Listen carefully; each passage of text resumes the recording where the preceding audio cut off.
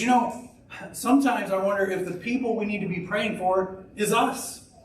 That we need to pray, God, increase my compassion for those who are lost and dying and going to hell. God, increase our compassion for those who have no hope. God, increase my compassion for the hurting, for the lost, for the broken, for the needy. And let that compassion then turn into action. Amen. Biblical compassion always led to action. Compassion in the Bible sense is more than just feeling bad for the person. It's feeling bad and then doing something about it.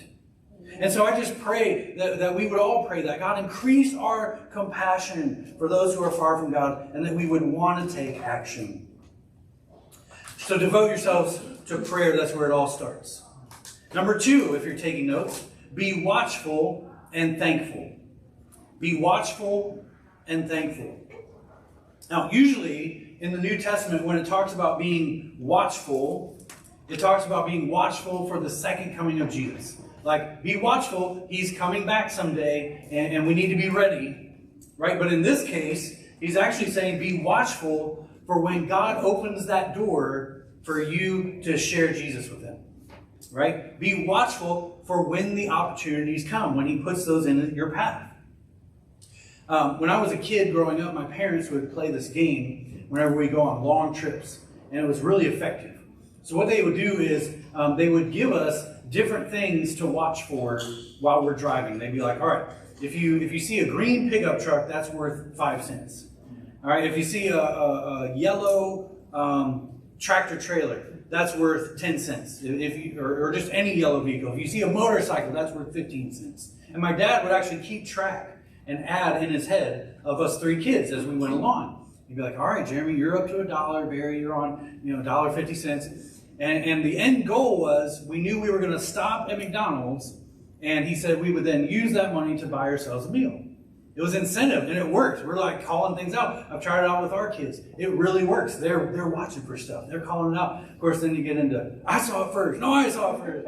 Whatever. But it really works. But it taught them to be watchful, right? Keep your eyes peeled.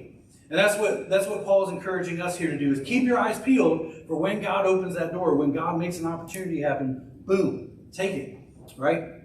How many of you played baseball ever growing up? Baseball or softball? Okay, I had a coach that he would teach us to get psyched up by saying to ourselves, hit the ball to me, hit the ball to me.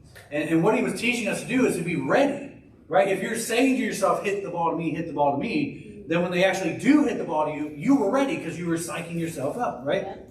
But I wonder if sometimes we say, God, send somebody to me that I can tell about Jesus. Send someone to me, but we don't really mean it. We're like, because I don't know what I would do if I, once I got there or whatever.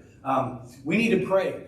And me and Andrea try to pray this prayer daily where we say, God, if you have someone for us to serve and help them in some way, if you have someone that we need to share our testimony or Jesus with, make that opportunity happen and help us not to miss it. Help us not to miss it. Because I think God puts people in our paths all the time. It's just, we got blinders on. We're just focused on what we're trying to do, right?